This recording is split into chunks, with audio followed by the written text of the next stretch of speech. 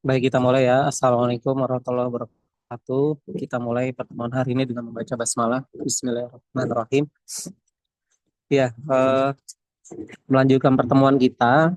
Materi terakhir itu kan tentang ideal maksimal ya. Dan pertemuan lalu itu saya sudah memberikan semacam tugas asinkronus ya. Bagaimana Anda mendeteksi isi dari R bagi M ya. Di mana ring dan ideal maksimalnya itu membentuk membentuk apa? Motion ring ya. Dan elemennya kemarin ada 9 dan ada 25. Nah, itu adalah contoh khusus saja gitu ya. Paling nggak Anda sudah mendeteksi bagaimana cara menentukan elemen yang ada pada R bagi M. Nah, materi selanjutnya ini tentang eh, jenis jenis lain yang ada pada ring ya atau gelanggang. Jadi materinya ini tentang gelanggang Euclid dan gelanggang suku banyak atau gelanggang polinomial, ring polinomial. Nah, ini eh, urutan di bukunya. Kalau yang edisi 3 itu dibahasnya ring polinomial dulu gitu ya, baru nanti ring Euclid. Tapi kalau yang di buku edisi 2 itu ring Euclid dulu, baru ring polinomial gitu ya. Nah, eh, saya crop potong ya, potong apa sisa materi yang ada di RPS ya. Jadi hmm, di pertemuan 23 sampai 30 itu ya, itu ada istilah-istilah yang muncul. Yang pertama itu tentang gelanggang Euclid, daerah ideal utama gitu ya. Kemudian ada konsep keterbagian, pembagi bersama terbesar dan seterusnya. Kemudian di pertemuan 28 itu ada gelanggang suku banyak tak tereduksi dan seterusnya. Nah, ini adalah materi-materi yang akan dipelajari ya. Nanti sejauh mana pembahasan di masing-masing materinya itu disesuaikan saja gitu ya.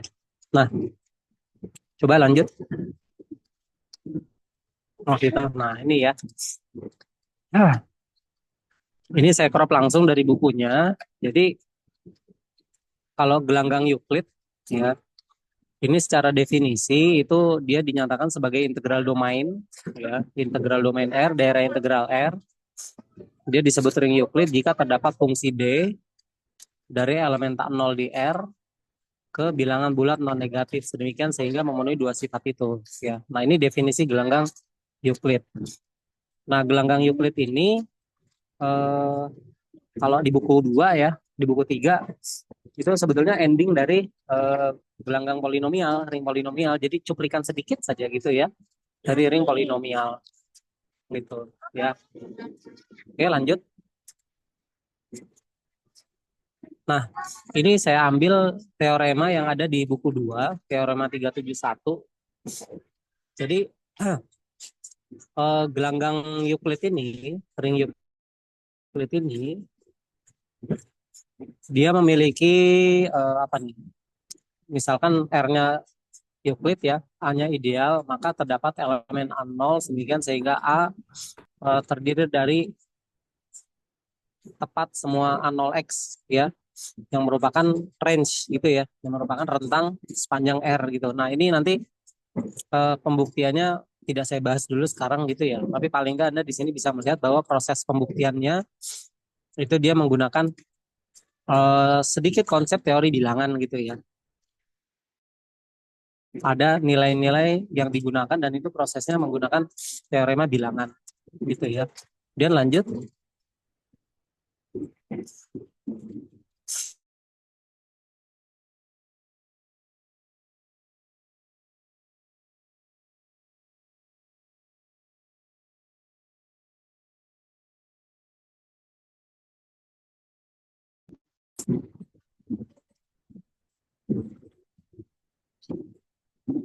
Nah, ini juga ya definisi eh,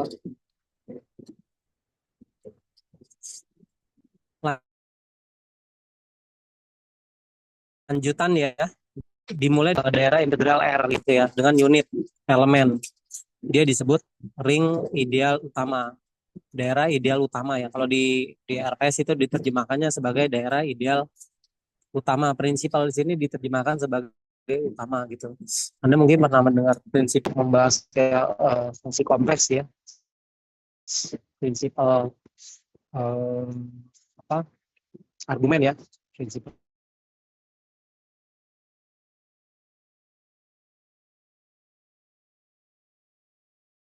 dalam kurung A gitu ya. Dalam kurung A itu sebetulnya semua elemen yang merupakan kelipatan dari A kecilnya itu. Nah, ini nanti definisi yang terkait dengan ring Euclid gitu ya. Nah, kemudian ada lagi terkait dengan ring Euclid ini, teoremanya adalah dia menghasilkan suatu unit elemen. Itu ya. Ini definisi-definisi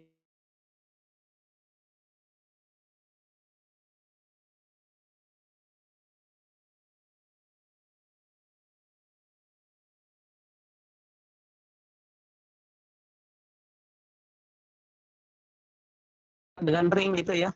Jadi kalau ada elemen tak nol A kecil, kemudian B dia ada di ring komutatif, maka A kecil disebut membagi B jika terdapat C kecil sehingga B sama dengan AC. Nah, konsep ini itu mirip dengan keterbagian yang ada di teori bilangan gitu ya. A membagi B jika dan hanya jika B bisa ditulis sebagai A kali C gitu ya. Untuk C-nya suatu elemen bulat.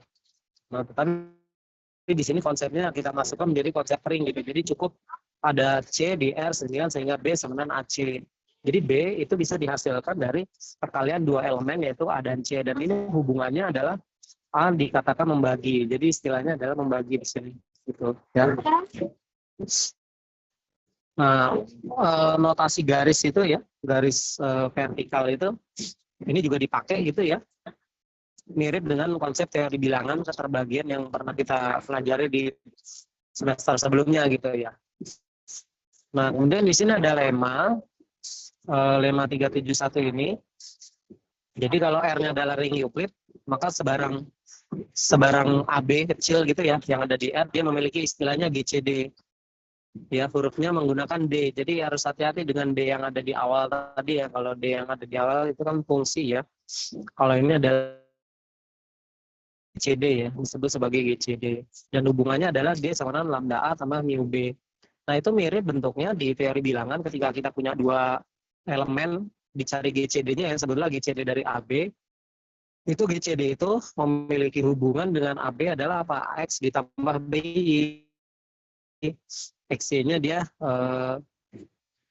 elemen di bulat gitu. Jadi misalkan kalau Anda punya GCD dari 2 dan 4 ya, 2 dan 4 itu kan 2 GCD-nya. Nah, 2 bisa ditulis sebagai 2X tambah 4Y. Nanti Anda bisa temukan nilai X dan nilai Y yang bersesuaian untuk hubungan nilai GCD tersebut. Gitu ya. Kira-kira itu hubungan dari lemma ini. Gitu ya. Oke. Nah, ini beberapa konsep yang terkait dengan definisi yang terkait dengan konsep ring Euclid gitu ya, yang bisa Anda ambil dan Anda cuplik langsung di dalam buku Hepstein ini. Dan sumber tentang ring Euclid ini juga tidak hanya di buku Hepstein ya, Anda bisa eksplorasi di beberapa sumber lainnya. Oke, lanjut.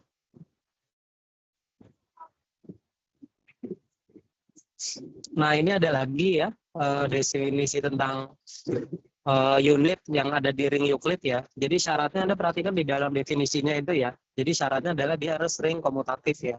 With unit element. Nah, ini ada istilah unit elemen, ada istilah unit ya. Jadi elemen A kecil dia disebut unit di R jika terdapat elemen B yang juga ada di R sehingga AB sama dengan 1.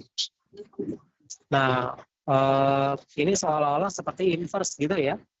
Seperti inverse. Jadi A kali B sama dengan 1. 1 adalah elemen satuan, tetapi kalau pasangan dari A yaitu si B kecil dan dia merupakan elemen yang dioperasikan dengan A dikalikan ya, hasilnya sama dengan 1, maka dia memiliki nama tambahan yaitu unit.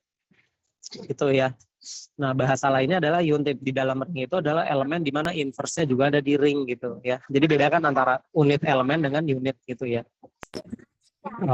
Kalau ring real ya, ring bilangan real gitu kan. Misalkan A kecilnya 2 gitu ya. A kecilnya 2. Terhadap perkalian kan temukan setengah gitu ya. Setengah kali 2 sama dengan 1. Nah, maka setengah itu dia gitu ya. A-nya yang disebut unit ya. Duanya itu dia unit ketika dia memiliki pasangan yaitu setengah gitu. Dan setengah pun juga disebut unit gitu ya. Karena dia memiliki dua yang kalau dikalikan hasilnya sama dengan 1. Jadi ada hubungan antara elemen satuan ya, unit elemen dengan unit, hanya unit gitu ya. Nah, kemudian di bawah ini ada lemma 372. Jadi kalau R-nya integral domain dengan unit elemen, berarti dia R-nya memuat 1 ya. Kemudian ada dua elemen, sebutlah A kecil, B kecil, di mana A membagi B, B membagi A, dia benar gitu ya. Maka A sama dengan UB. Nah, ini eh, sifat-sifat yang muncul di dalam geometri Euclid gitu ya. Punya di sini disebut unit gitu ya. Nah, ini kita pegang dulu aja ya teori ini. Oke, lanjut. Nah, yang tadi sedikit eh, konsep, beberapa konsep yang ada di dalam ring Euclid ya. Nah, sekarang ini ada gelanggang polinomial atau ring polinomial. Ini saya tulis tangan aja gitu ya. Jadi untuk mendefinisikan gelanggang polinomial, ini caranya agak berbeda ya. Jadi caranya eh, kita harus mendefinisikan dulu atau menentukan dulu lapangannya gitu ya. Lapangan itu kan komutatif division ring ya.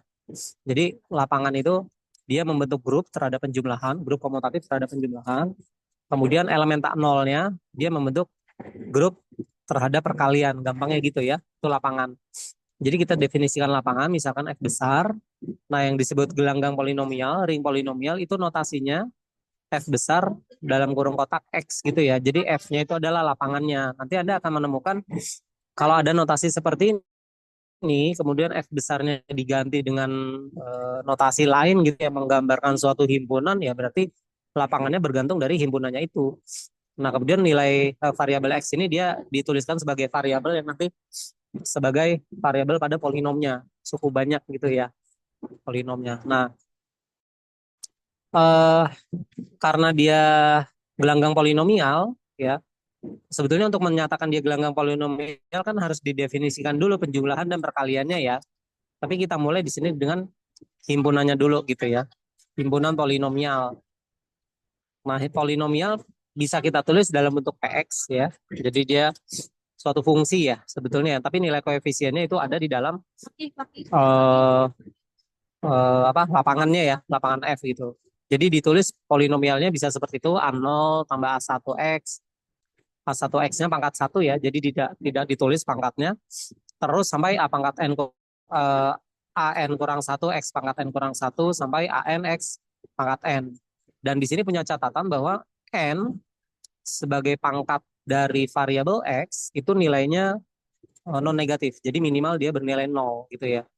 Nah, di situ A0 X pangkat 0, X pangkat 0-nya tidak ditulis. Ya, kita asumsikan sudah dipahami bahwa dia bernilai 1 gitu ya. Jadi polinom secara langsung bisa kita tulis seperti itu. Ya. Nah, ini bentuk polinomnya seperti ini. Tapi kadang-kadang nanti dalam menulis polinomnya dia bisa berbeda ya, tergantung definisinya aja. Kesepakatannya nanti mau berangkat dari mana definisinya gitu ya. Oke, boleh lanjut. Nah, ini notasi lain dalam PX ya. Kalau tadi kan yang tidak memiliki apa, yang pangkat nolnya kan koefisien A0 ya. Nah, ini koefisien yang pangkat N-nya sekarang A0. Jadi A0 pangkat X, A0 X pangkat N. Jadi dibalik, variabel X pangkat N-nya itu berada di koefisien A0 ya. Jadi nanti bergantung saja mana polinom yang digunakan dalam konsep berikutnya gitu. Jadi Anda konsisten saja gitu. Tapi pada prinsipnya polinom ini dia memiliki secara umum ya, bentuk umumnya dia memiliki koefisien sebanyak N dan variabel X-nya itu memiliki pangkat N ya. Nah, ini yang disebut polinomial ya. Nah, untuk mendefinisikan ring gelanggang berarti harus didefinisikan yang namanya operasi penjumlahan gitu ya. Operasi penjumlahan dan operasi perkalian. Nah, untuk masuk di sana kita mulai dengan istilah kesamaan elemen dulu pada polinomial ini gitu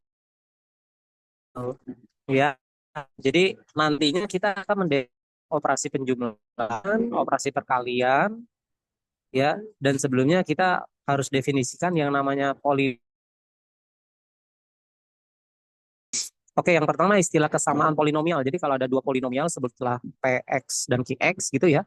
A0 A1 X pangkat N, B0 B1. Jadi yang dibedakan variabelnya koefisiennya yang satu pakai huruf A kecil, yang satu pakai huruf B kecil gitu ya.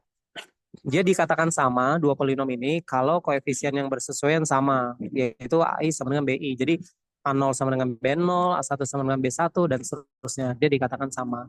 Ya, nah ini definisi dari dua elemen dikatakan sama. Kita harus menyatakan ini dengan baik, dengan benar ya.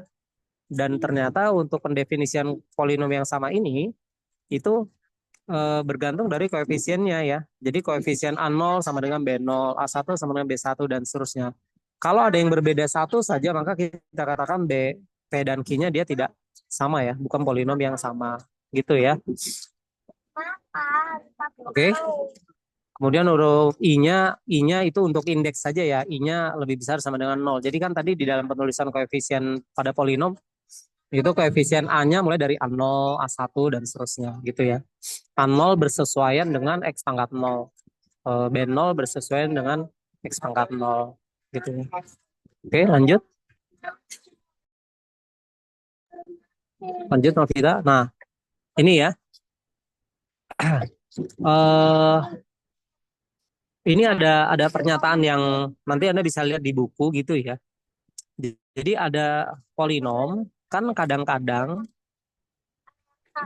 bisa jadi suatu polinom itu bukan bentuk, nilai koefisiennya ya, itu akan bernilai 0 gitu ya. Jadi B0 sampai Bn itu bisa jadi tidak semuanya berupa elemen yang tak 0 ya. Nah ini bisa berupa elemen berupa 0 gitu ya. Jadi misalkan koefisien ke Bm tambah 1 sampai ke Bn itu dia sama dengan 0 gitu ya.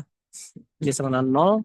Nah, eh, nanti dalam penulisan polinomnya itu bisa kita buang ya, bisa kita hilangkan unsur tersebut gitu ya. Jadi misalkan kalau satu tambah 0x tambah x kuadrat gitu ya. Nah, nanti menulisnya kita cukup 1 tambah x kuadrat atau 1 tambah x tambah 0x kuadrat tambah 0x pangkat 3 gitu. Maka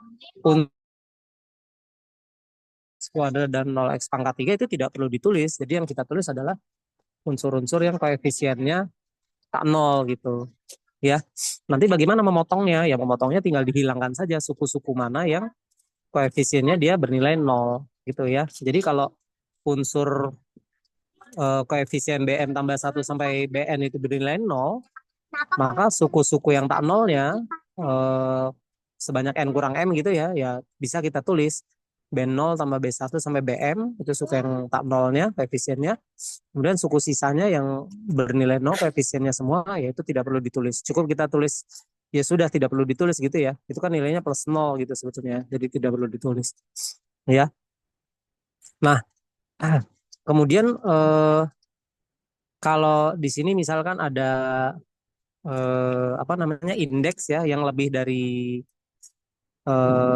apa m tambah n gitu ya, bukan m tambah n. Jika ada indeks yang dia lebih dari indeks m dan indeks n, sebutlah s gitu ya. Nah kemudian polinom itu nantinya dijumlahkan ya, itu nanti koefisien yang lebih dari m atau n itu kita definisikan nilainya 0 gitu ya koefisiennya. Ya, jadi kalau misal pangkat n-nya itu dia lebih kecil dari s, ya berarti nanti yang koefisien-koefisien yang lebih dari n tambah yang lebih dari n yaitu n tambah 1 dan seterusnya sampai s itu didefinisikan 0 gitu ya. Nah, nanti kita bisa lihat contohnya. Oke, lanjut dulu coba. Ya, atau sama ya. Kalau bm tambah 1 sampai bs ya. Ini dengan catatan bahwa si s-nya indeks s-nya ya yang mengakibatkan x pangkat s-nya itu dia eh, lebih lebih besar dari si m-nya itu. Itu ya. Nah, sekarang kita lihat misalkan penjumlahan.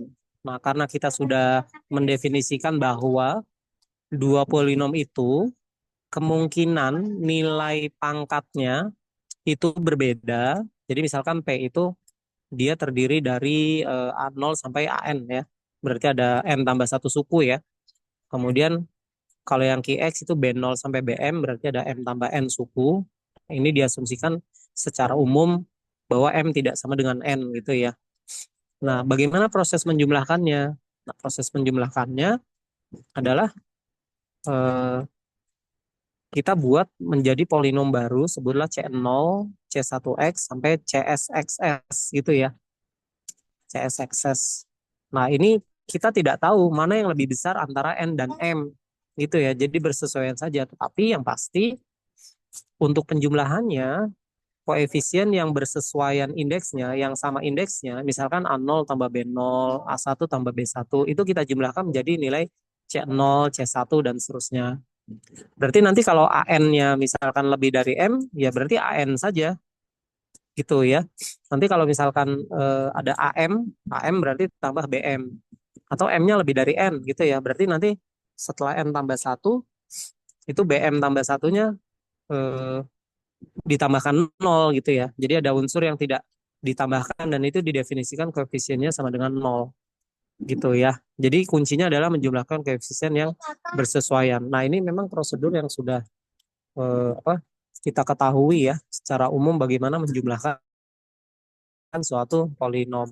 Tetapi dalam hal ini kita perlu definisikan secara lebih rinci bagaimana kita nanti memproses elemen yang ada pada himpunan polinom ini. Gitu. Oke, lanjut. Ah,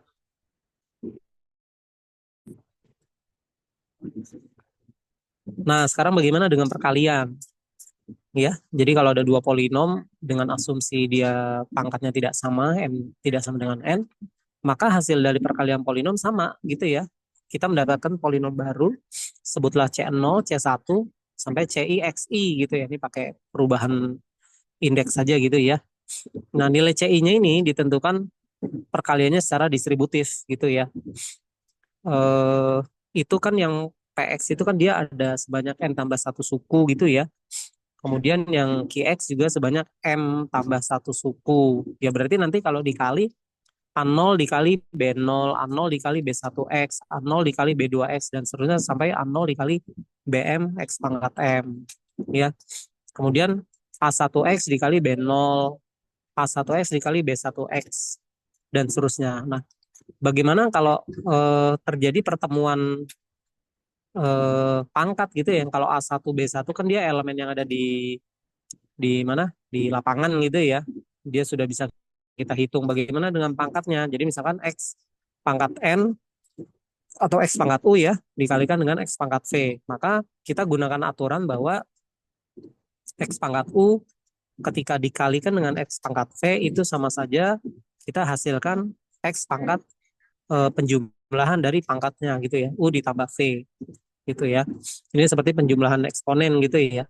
Nah, jadi ternyata konsep-konsep perkalian eksponen gitu ya yang pernah kita pelajari masih konsisten di sini gitu ya. Khususnya untuk eh, polinom ini gitu ya. Nah, tetapi ada rumus di sini di buku Hersten diberikan bahwa kalau Anda mau menghitung komponen ke CI dari perkalian polinom Peking gitu ya. Itu caranya adalah Anda menentukan AI kali B0 gitu ya. AI kurang 1 kali B1 dan seterusnya sampai A1 dikali BI kurang 1. Jadi I-nya mundur ya. Untuk A, jadi kalau misalkan C10 gitu ya, berarti A10 B0, A9 B1 sampai A1 B9 gitu. Itu nilai CI-nya. Anda boleh boleh cek coba apakah rumus ini memang berlaku gitu ya. Jadi misalkan Anda punya P-nya eh, ya masukkan saja 1 tambah 2X tambah 3X kuadrat tambah 4X pangkat 3 dan seterusnya. Nanti Q-nya juga sama seperti itu ya. X pangkat 5 saja gitu ya. Terus yang satu X pangkat 4 gitu. Anda coba cari misalkan C3 gitu ya. Nilai koefisien C3 itu bagaimana? Apakah benar seperti ini gitu. Dan rumus ini perumumannya sebetulnya bisa diturunkan gitu ya. Jadi Anda kalau kalikan secara umum ya bentuk P dan Q maka koefisien ke CI-nya akan didapatkan bentuk seperti itu. Ini sekali lagi bisa memudahkan, tapi kalau untuk polinom yang pendek-pendek gitu ya, mungkin Anda bisa lakukan secara distributif biasa saja gitu ya. Jadi tidak terlalu rumit gitu. Ya. Oke, lanjut.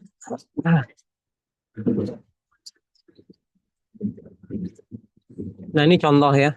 Contoh jadi misalkan eh polinom yang sebelah kiri itu kalau menurut aturan penulisan kan kita menulisnya A0, A1X, A2X kuadrat dan seterusnya gitu. Maka kalau nilai A0 9, A1-nya 0, A2-nya 7, A3-nya 0, A4-nya min 14 ya, sebetulnya itu min 14. Jadi secara umum kan itu penjumlahan ya. Tetapi di sini ditulis polinomnya boleh menjadi operasi pengurangan. Jadi yang sebelah kiri koefisien nolnya tidak perlu ditulis sehingga bisa disederhanakan menjadi yang sebelah kanan. 9 tambah 7x kuadrat dikurang 14x pangkat 4. Nah, bentuk dikurang itu bisa dipandang sebagai ditambah minus 4. Koefisien yang untuk x pangkat 4 itu adalah min 14 gitu. Nah, contoh yang di bawah itu ada di buku tapi saya tulis ulang gitu ya. Untuk penjumlahan PQ, jadi P-nya itu 1 tambah 3x kuadrat, Q-nya itu 4 kurang 5x tambah 7x kuadrat kurang x pangkat 3, ya penjumlahnya biasa aja ya. Tadi apa aturannya? Koefisien yang bersesuaian. Jadi yang pangkatnya 0 itu kan 1 dan 4, maka dijumlah menjadi 5. Kemudian yang pangkatnya 1 itu hanya ada 5, min 5 yang Q dari Q. Maka hasilnya min dikurang 5x gitu ya. Kemudian yang pangkat 2 itu ada di P dan Q. Berarti kita dapat 3 tambah 7. 3 tambah 7 sama dengan 10x kuadrat. Kemudian yang pangkat 3 di P-nya tidak ada atau bernilai 0. Maka dikurang X pangkat 3. Jadi sumbangan dari X pangkat 0 ada di PQ, sumbangan dari X pangkat 1 hanya Q, X pangkat 2 P dan Q, X pangkat 3 hanya Q gitu ya. Penjumlahannya mudah. Nah, tapi kalau untuk perkalian, tadi kata kuncinya ada. Kata kuncinya adalah distributif ya. Kalau kuncinya distributif, berarti gimana?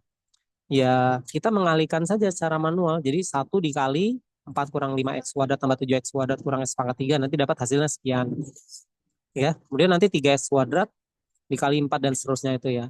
Atau eh, dari situ ya kita bisa bisa apa namanya kelompokkan dan sederhanakan bentuknya akan seperti ini gitu ya. Yang menghasilkan koefisien x pangkat 0 kan perkalian 1 dan 4 ya. Maka ditulis 4. Yang menghasilkan x-nya pangkat 1 itu hanya berapa? Min 5x. Min 5x dengan 1 ya. Jadi ditulis dikurang 5x. Yang menghasilkan x pangkat 2 menghasilkan x pangkat 2 itu kan 3x kuadrat dikali 4, 12 gitu ya. Dan 1 dikali 7x kuadrat. Jadi 12 ditambah 7 sama dengan 19x kuadrat. Yang menghasilkan x pangkat 3 itu hanya dari 1 dengan perkalian dikurang x pangkat 3. Gitu ya. Oke, salah. Ditambah 3x kuadrat dikali kurang 5x ya. Jadi min 15 sama min 1 ya. Jadi min 16x pangkat 3. Terus yang x pangkat 4 itu didapat dari perkalian 3x kuadrat dengan 7x kuadrat ya. Dapat 21x pangkat 4. Yang x pangkat 5 itu hanya 3x kuadrat dengan kurang x pangkat 3. Jadi min dikurang 3x pangkat 5 ya. Jadi ini perkaliannya sederhana sebetulnya. Kalau polinomnya panjang ya lebih rumit gitu ya. Cuma prinsipnya mudah aja gitu ya. Nah, ini kalau Anda gunakan CI yang tadi, misalkan CI, C-nya C4 gitu ya. Coba saja gunakan rumus itu apa yang terjadi. Tapi Anda ketika mendefinisikan menggunakan CI, Anda harus tulis P-nya dalam X pangkat 3 gitu ya. Itu harus lengkap. Jadi 1 tambah 0X tambah 3X kuadrat tambah 0X pangkat 3 gitu. Ya. Kalau yang Q kan lengkap tuh ya. 4 kurang 5x pangkat 1 tambah 7x pangkat 2 kurang x pangkat 3. Jadi lengkap nih yang Q-nya. Jadi yang P-nya dia harus dimodifikasi dulu bentuknya untuk menentukan berapa nilai koefisien A0, A1, A2, A3 gitu ya. Begitu kira-kira. Oke, lanjut.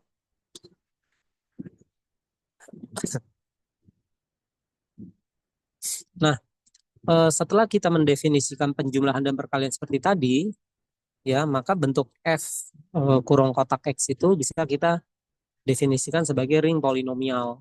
Ya, berarti ring polinomial itu kan kita bisa cek nih eh, grup terhadap penjumlahan komutatif, ya, kemudian tertutup, asosiatif terhadap perkalian gitu ya. Kemudian unit elemennya apa gitu ya? Ada nggak? Misalkan ring polinomial ini dia memiliki unit. Jadi ada lemma pada ring polinomial yang menyatakan bahwa fx ini dia ring komutatif. Jadi si si siapa namanya polinomnya kalau ditukar urutan perkaliannya itu masih hasilnya sama gitu ya. Dengan unit, dengan elemen satuan gitu ya. Nah, apa elemen satuannya? Elemen satuannya kita bisa tulis satu sama dengan nol. Satu sama dengan satu tambah 0x tambah 0x kuadrat dan seterusnya ya. Jadi koefisien selain A0 dia bernilai 0. Itu lemma berarti harus bisa ditunjukkan gitu ya. Nah, kemudian ada lagi nih terkait dengan polinomial, kita punya definisi eh, jadi polinom itu kalau bentuk umumnya seperti ini ya, maka dengan catatan di bagian x pangkat n-nya itu koefisiennya dia tak nol. Dengan catatan itu ya. Kalau n-nya nol ya berarti cari yang pangkat tertingginya gitu ya. Pangkat tertingginya koefisiennya yang bersesuaian. Nah, apa gunanya? Gunanya adalah nanti polinom tersebut itu bisa kita berikan nama apa derajat ya, derajat. Jadi kita bisa dapatkan informasi dari polinom tersebut yaitu kita sebut sebagai derajat gitu ya. Jadi derajat adalah pangkat tertinggi di mana koefisien yang bersesuaiannya itu syaratnya tak nol gitu ya. Notasinya DEG ya, px gitu ya. Jadi kalau pada contoh ini px-nya AN XN, AN-nya tak nol maka si derajatnya bernilai n gitu ya. Nah, jadi di sini ada catatan bahwa ketika kita sudah mendefinisikan fx sebagai ring polinomial, maka kita sudah harus tahu bagaimana operasi penjumlahan dan operasi perkalian yang berlaku di ring polinomial tersebut. Dan ternyata pada ring polinomial ini eh, bisa dimunculkan lagi beberapa sifat lain ya, contohnya degree dan selanjutnya gitu ya. Baik, nah, lanjut.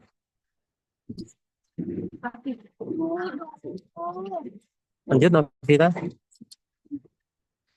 Nah, eh, yang saya sampaikan tadi, itu adalah materi pengantar ya tentang ring Euclid dan ring polinomial. Nah, ini dalam waktu yang sangat terbatas, saya minta Anda untuk istilahnya membaca dulu ya tentang ring Euclid dan ring polinomial. Saya bagi dua gitu ya.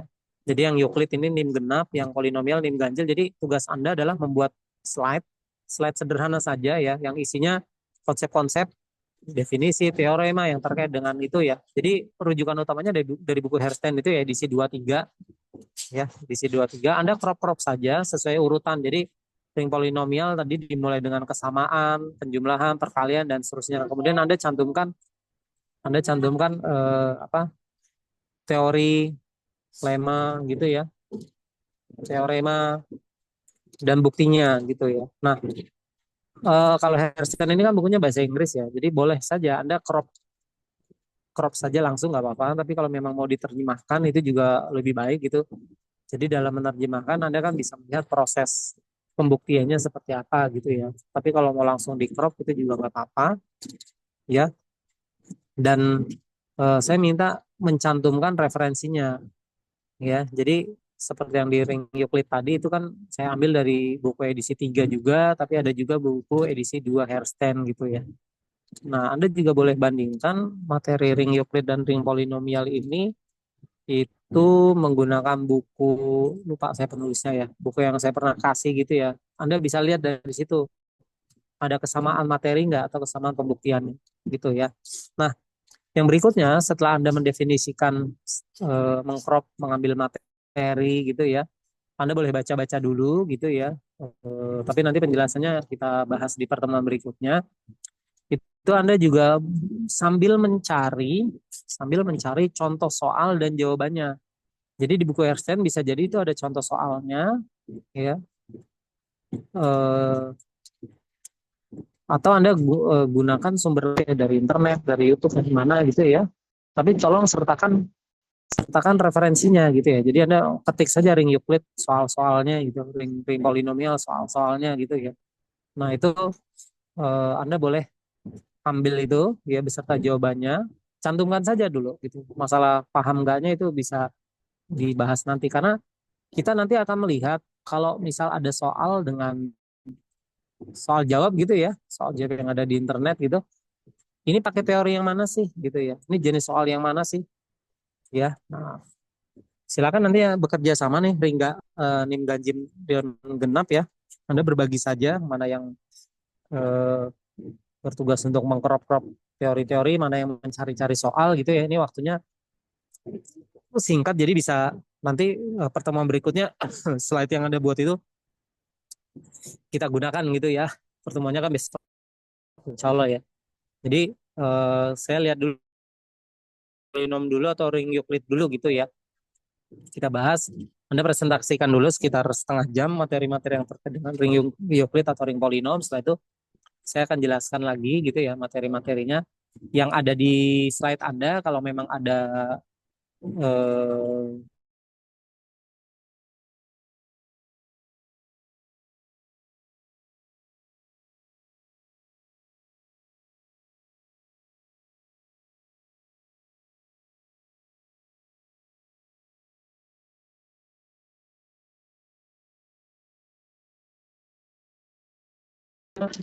dipakai untuk mengerjakan soal tersebut gitu ya. Nah, lanjut. Nah, ini contoh soal saya ambil semuanya dari OnMIPA ya. Saya lupa tahunnya ini. Jadi di dalam soal tentang ring polinomial, prinsipnya Anda harus definisikan lapangannya apa gitu ya.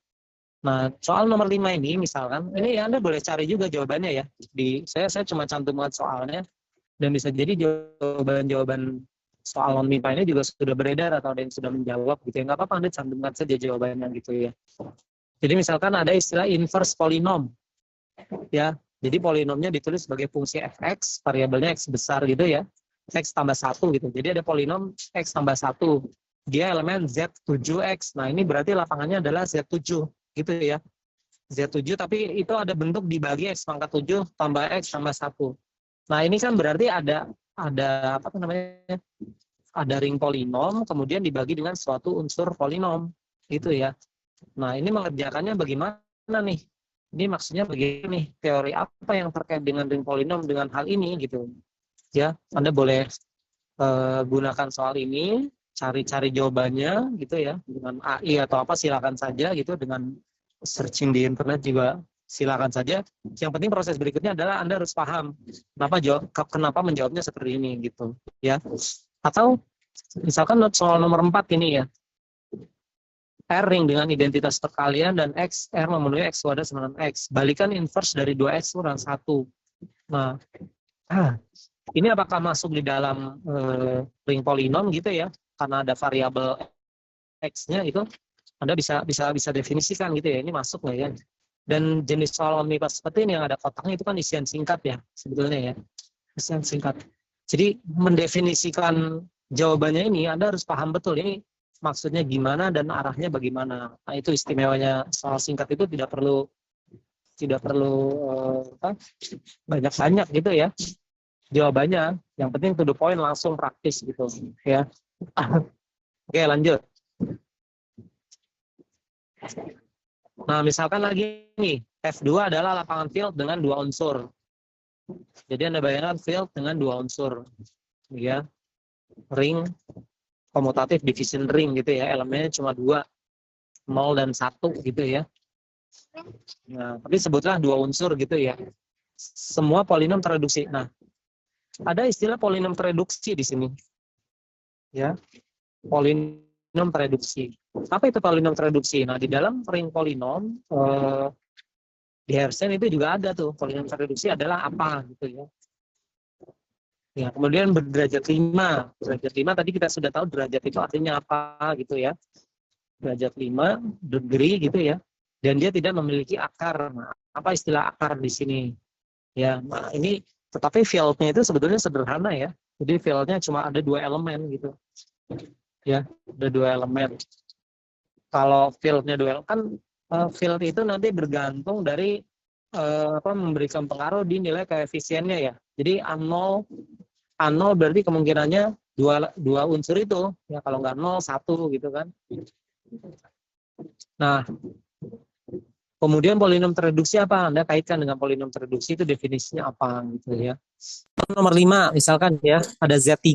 Z3 itu kan berarti isinya adalah 0 1 2 tuh ya. 0 1 2. Nah, kemudian kita buat ring polinom Z3X. Kalau ring polinom berarti kan nilai A0, A1 sampai AN-nya itu nilainya kalau nggak 0, kalau nggak 1, kalau nggak 2. Udah, gitu aja ya, bervariatif aja gitu. Ya, nah di sini ada pertanyaan. Berarti C-nya kalau nggak 0, kalau nggak 1, kalau nggak 2 gitu ya. Sehingga X pangkat 3 tambah CX tambah 1 tidak tereduksi. Nah, berarti kalian harus memahami, harus tahu dulu istilah tidak tereduksi itu apa. Kalau di atas kan polinom tereduksi, yang bawah polinom tidak tereduksi. Ya, nah berapa nilai C-nya? Gitu. Nah, jenis-jenis soal seperti ini ya, itu muncul ya di dalam ring polinomial. Nah, nanti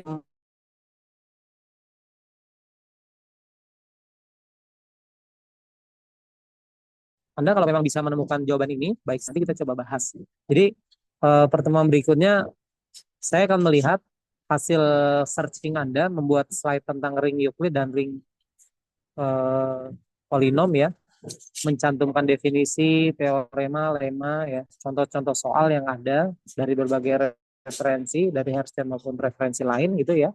Kemudian nanti Anda presentasikan, Pak ini menemukan begini, begini, begini, begini. Udah. Kemudian dalam setengah jam itu ya Anda sampaikan teori-teorinya sedikit dan 15 menit berikutnya Anda sampaikan contoh-contoh soal yang berhasil Anda temukan. Semakin banyak contoh soal dan jawab yang Anda temukan, semakin baik gitu. Itu nanti semakin menjadi bahan belajar untuk kita. Gitu ya. Dan bisa jadi saat Anda menyusun slide itu dan mencari contoh-contoh soalnya, ada yang langsung dimengerti, ada yang tidak langsung dimengerti. It's okay, nggak apa-apa. Tapi paling nggak Anda sudah mengumpulkan bahan tentang ring Euclid dan ring polinom. Gitu ya, kira-kira. Nah, oke, mau kita coba dilihat yang buku tiganya. Boleh buku tiga? Buku tiga mulai dari ring polinom. Di atas, coba.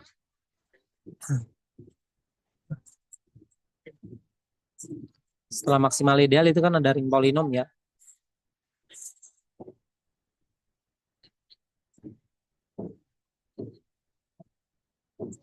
Bisa. Sebentar Pak, maaf agak nge-lag. Iya, iya. Nggak apa-apa, aman, aman.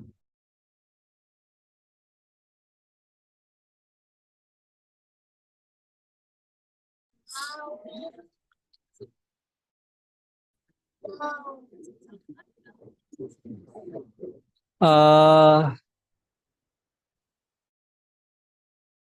X dibagi X dan seterusnya ya. Itu nanti definisi-definisi yang ada di sini apa namanya korolerinya apa segala macam Anda crop saja nggak perlu diterjemahkan tapi kalau mau diterjemahkan pun juga lebih baik gitu ya. Nah, nanti kita akan baca sebetulnya struktur yang ada di dalam ring polinomial ini seperti apa gitu ya. Nah, di buku edisi 3 ini Novita yang bagian akhir ring polinomial itu ya Bisa nggak gerak nggak?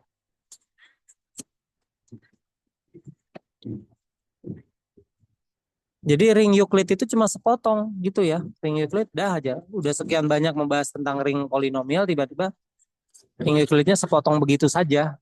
Itu yang terjadi di buku edisi 3. Tapi kalau edisi 2, ring Euclidnya dibahas panjang lebar gitu ya. Ada konsep-konsep apa keterbagiannya juga. Kemudian ring polinom dibahas juga secara uh, terpisah gitu.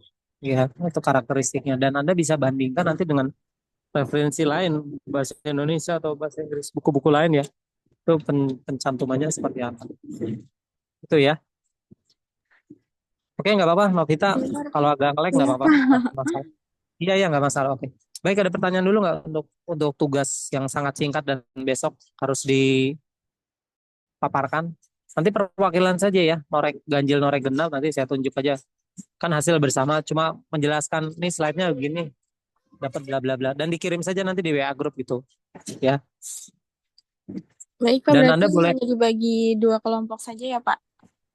iya, ganjil genap, Dari... silakan. Baik, Pak. Karena bekerjanya segera dan besok kan dikumpulkan gitu ya. Nanti kirim aja di WA grup kelas dan nanti setelah slide Anda dibuat gitu ya, silakan saja bertukar slide gitu ya, walaupun materinya garis besarnya sama ya. Tapi yang penting mungkin contoh-contoh soal yang ditemukan itu ada yang berbeda. Nah, di situ nanti bisa buat tambahan tuh ya. Dan kita besok daring lagi aja ya, karena saya posisinya lagi di luar kota gitu. Jam 10 insya Allah. Ya, sampai setengah 12-an. Gitu ya, Novita dan yang lain kira-kira yang saya Baik, sampaikan Pak. sekarang, itu gambaran gambaran awal sekali bagaimana ring polinomial itu terbentuk dan bagaimana pendefinisian ring Euclid itu ya. Eh, yang Anda perlu perhatikan adalah nanti ketika melihat soal-soal yang ada di Hairstand itu ya.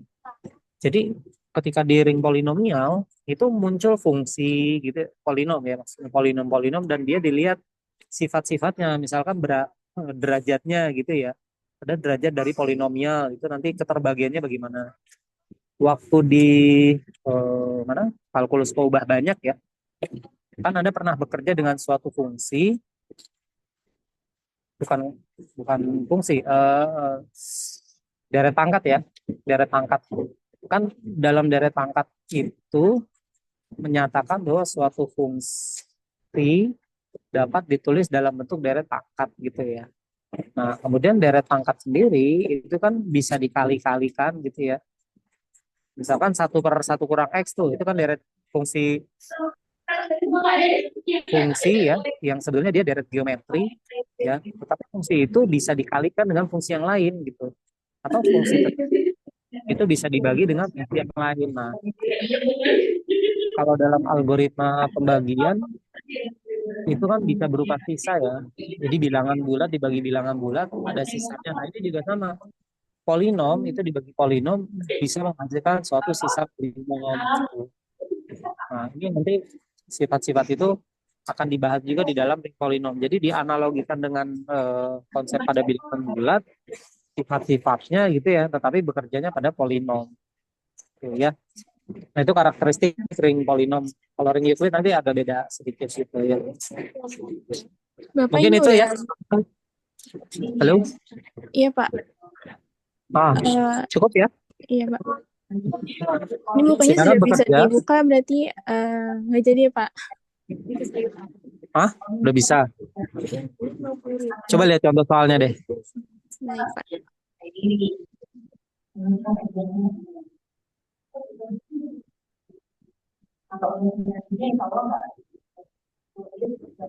Ya, lihat bagian akhir latihan soalnya coba, Nov. Nah, itu ada division algorithm itu ya. Coba.